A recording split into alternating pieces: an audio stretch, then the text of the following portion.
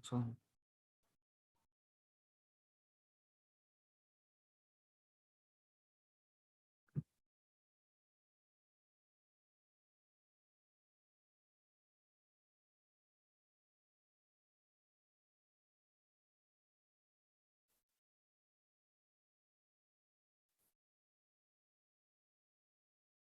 Assalamualaikum warahmatullahi wabarakatuh. Perkenalkan, nama saya Christian Dwinanta dengan NPI 141210008 dari kelas C. Pada kesempatan kali ini, saya akan menjelaskan jawaban dari evaluasi tengah semester Ekonomi Teknik semester ganjil tahun ajaran 2022-2023. Terdiri dari 4 soal. Soal yang pertama, seseorang meminjam uang kepada bank sebesar Rp7.500.000 untuk tambahan modal usaha barunya. Dia menyepakati untuk mengembalikan pinjaman selama 3 tahun dengan tingkat suku bunga sebesar 8% per tahun. Berapa uang yang harus dibayarkan ke bank di akhir tahun ketiga? Dari soal tersebut diketahui B-nya 7.500.000, I-nya 8%, N-nya 3. Ditanyanya F, sedangkan rumus F dengan yang diketahui P, yaitu F sama dengan P kali F per P, I persen, dan N. P-nya 7.500.000 dikali F per P, 8%, N-nya 3. F per P, 8%, N-nya 3 dapat dilihat pada tabel pemajemukan diskrit, yaitu ketemunya 1,2597 dikali 7.500.000 menjadi 9.447.750. Kesimpulannya, jadi uang yang harus dibayarkan ke bank di akhir tahun ketiga sebesar Rp9.447.750. Diagram cash flow-nya dapat dilihat seperti ini. P-nya ke arah atas karena mendapat untung, mendapat uang, tidak melakukan pengeluaran uang. Sedangkan tahun ketiganya harus membayar, yaitu F ke arah bawah. Berikutnya nomor 2, sebuah koperasi simpan pinjam memberikan pinjaman uang kepada seorang nasabah. Kemudian nasabah akan membayarkan pinjaman tersebut setiap akhir bulan selama setahun. Jika nasabah meminjam 1 juta, maka hitunglah A. Cicilan yang harus dibayarkan per bulan, B. Tingkat suku bunga per bulan, C. Tingkat suku bunga nominal per tahun, dan tingkat suku bunga efektif per tahun. Dari soal tersebut, diketahui P 1 juta, karena meminjam bukan pengeluaran, maka P, N-nya 12, dari setahun ada 12 bulan. Ditanyanya untuk yang A, itu cicilan yang harus dibayarkan per bulan, jadi pengeluaran setiap bulannya, yaitu bisa dimisalkan, yaitu diibaratkan A. Kemudian mencarinya dengan pinjaman dibagi dengan jangka waktu pinjamnya, yaitu 1 juta dibagi 12 bulan. Ketemunya 83.333. Untuk yang B, tingkat suku bunga per bulan atau I, dengan memasukkan rumus A per P, karena yang diketahui A dan B, A sama dengan P kali A per P, I persen, dan N. A-nya diketahui 83.333 sama dengan 1 juta dikali A per P, I-nya tidak diketahui, N-nya 12. Nah, A per P, I persen, N-nya 12 dapat diketahui dengan melihat tabel pemajemukan diskrit, yaitu nilai yang paling mendekati pada A per P, N-nya 12, yaitu dengan ketemunya I-nya 0,5%. Jadi I-nya 0,5% per bulan. Yang C, tingkat suku bunga nominal atau R, rumusnya I kali N, I-nya diketahui tadi 0,5%, dikali N-nya 12 sama dengan 6%. Dan tingkat suku bunga efektif per tahunnya atau IFF sama dengan buka kurung 1 plus I, ini I ya, kemudian dipangkatkan N dikurangi 1. Jadi buka kurung 1 plus 0,005 dari 0,5%, I-nya bukan R, dipangkatkan 12 dikurangi 1. Ketemunya 0,0616 dibulatkan 0,062 dijadikan persen menjadi 6,2%. Berikut diagram cash flow-nya. P-nya yaitu meminjam 1 jutanya ke arah atas, kemudian membayar cicilannya selama 12 kali dalam 1 tahun, yaitu ke arah bawah. A-nya. Berikutnya soal nomor 3, bandingkan dua alternatif mesin yang layak dibeli oleh perusahaan jika tingkat suku bunganya 15% per tahun dengan mempertimbangkan nilai MPV atau net present value dari nilai A. Metode nilai sekarang atau present worth, B. Metode nilai deret seragam atau annual worth. Data soal nomor 3-nya yaitu dapat dilihat perbandingan ongkos atau biaya mesin A dan B. Ongkos biaya awal mesin A-nya 45 juta, mesin B-nya 29 juta. Ongkos biaya tahunan mesin A 8 juta, mesin B-nya 9 juta. Turun mesin setiap 2 tahun, yaitu hanya pada mesin B 2 juta rupiah. Turun mesin setiap 3 tahun, hanya pada mesin A 2,5 juta rupiah. Nilai sisanya, mesin A sebesar 5 juta rupiah, nilai sisa mesin B 3 juta rupiah. Umurnya jangka waktu pakainya mesin A 12 bulan, sedangkan mesin B jangka pakainya hanya 6 bulan. Langsung ke pembahasannya. Yang pertama yaitu menggunakan metode nilai sekarang atau present worth. Yang tadi ini diketahui sudah ditulis B0, A1, A2, F sisa, I, dan juga N-nya.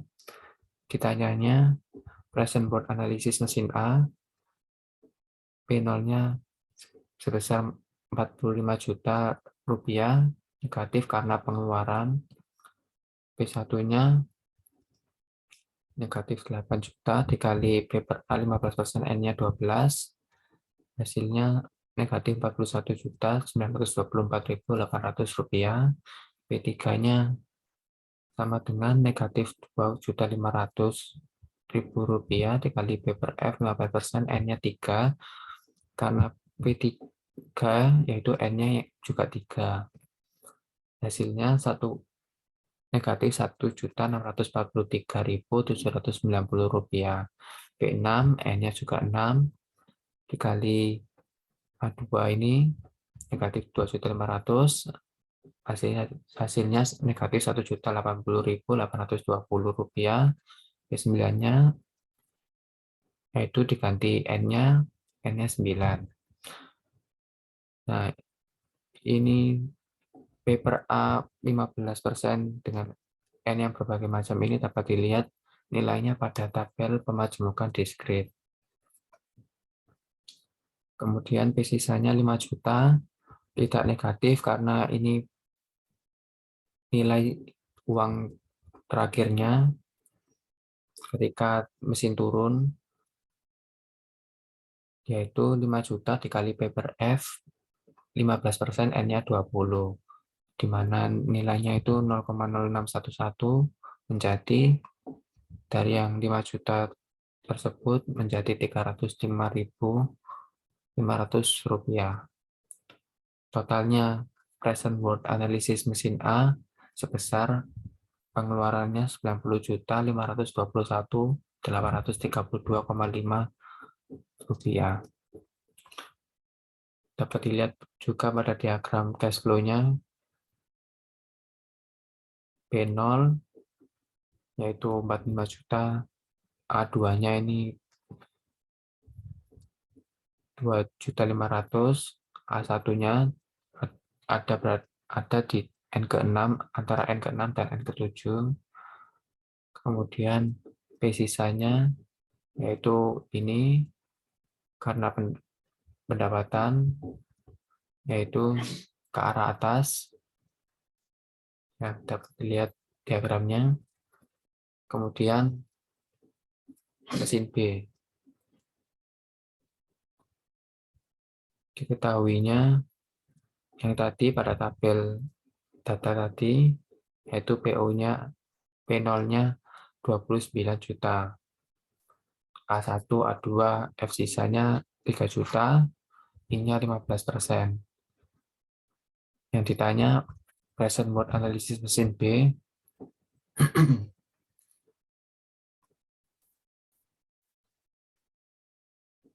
P awal yang pertama yaitu negatif 29 juta, pengeluaran 29 juta saja. Kemudian pengeluaran awal yang kedua baru 29 juta dikali P per F 15%, N-nya 6, sebesar negatif 12.537.521 rupiah.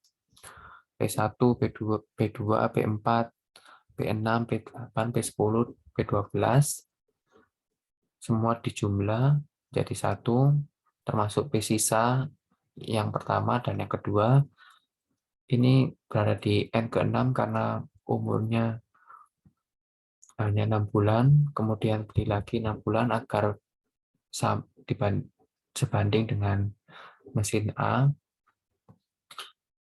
Present mode analisis mesin B-nya totalnya negatif 64.507.816 rupiah.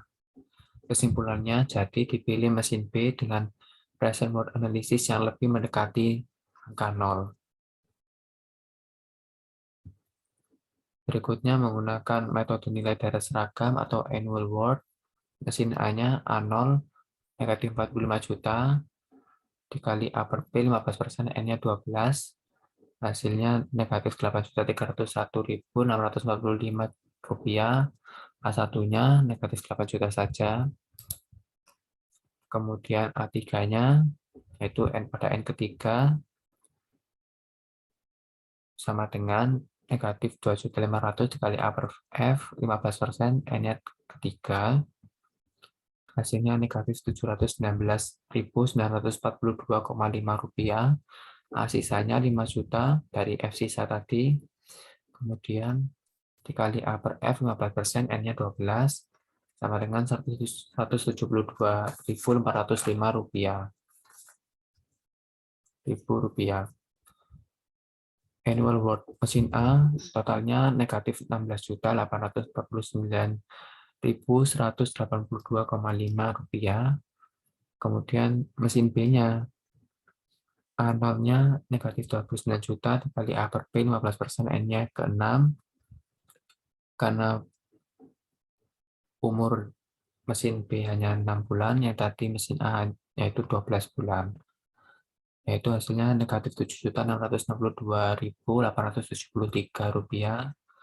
A1-nya negatif 9 juta, A2-nya negatif 2.500.000 dikali A per F 15%, N-nya kedua yaitu negatif 930.232 rupiah. A sisanya 3 juta dari F sisanya tadi dikali A per F 15%, N-nya 6 sama dengan 342.711 rupiah. Jadi kesimpulannya mesin yang layak dibeli yaitu mesin A karena pengeluarannya lebih sedikit daripada mesin B. Atau kata lainnya lebih mendekati nilai 0, angka 0. Soal yang terakhir, soal nomor 4, suatu investasi dengan modal awal atau initial investment sebesar 500 juta dengan target penerimaan dana investasi atau cash flow per tahunnya selama 4 tahun, yaitu pada tabel berikut datanya. Tahun pertama cash flow-nya 250 juta, rupiah, kumulatif cash flow-nya 250 juta rupiah. Tahun kedua, cash flow-nya 200 juta rupiah, kumulatif cash flow-nya tinggal ditambah saja 250 juta ditambah 200 juta, yaitu 450 juta. Tahun ketiga, cash flow-nya 150 juta, kumulatif cash flow-nya 450 juta ditambah 150 juta, yaitu 600 juta. Tahun keempat, cash flow-nya 1 juta, 100 juta, kumulatif cash flow-nya yaitu 600 juta ditambah 100 juta, yaitu 100 juta rupiah. Pembahasannya, karena kasus kasus nomor 4 tadi merupakan kasus nilai arus kas yang tidak sama, yaitu cara penyelesaiannya dengan menggunakan rumus payback period, di mana N adalah tahun terakhir, yaitu arus kas yang belum bisa menutup investasi awal. A itu sendiri yaitu jumlah investasi awal, B adalah jumlah kumulatif arus kas pada tahun ke N, C-nya jumlah kumulatif arus kas setelah tahun ke N. Dari soal nomor 4, data tabel ini diketahui N-nya 2, A-nya 500 juta, B-nya 450 juta, C-nya 600 juta. Kita nyanya payback period atau PP dengan rumus N ditambah A min B per C min B, ini B bukan D, dikali 1 tahun. Maka N-nya akan 2 tadi, ditambah 500 juta dikurangi 450 juta, dibagi 600 juta dikurangi 450 juta dikali 1 tahun. Maka ketemunya PP sama dengan 2, 5 per 15 dikali 1 dapat disederhanakan menjadi 1/3 tahun. 1/3 tahun lebih tepatnya yaitu 2 tahun 4 bulan. Dapat dilihat pada diagram cash flow-nya seperti ini, 500 juta ke arah bawah, ini cash flow-nya, ini kumulatif cash flow-nya. Kesimpulannya, jadi payback period atau PP dari investasi tersebut selama 2 tahun 4 bulan. Cukup sekian penjelasan jawaban dari soal evaluasi tengah semester ekonomi teknik semester ganjil tahun ajaran 2022-2023 dari saya. Mohon maaf atas salah kata maupun kurang berkenan. Wassalamualaikum warahmatullahi wabarakatuh.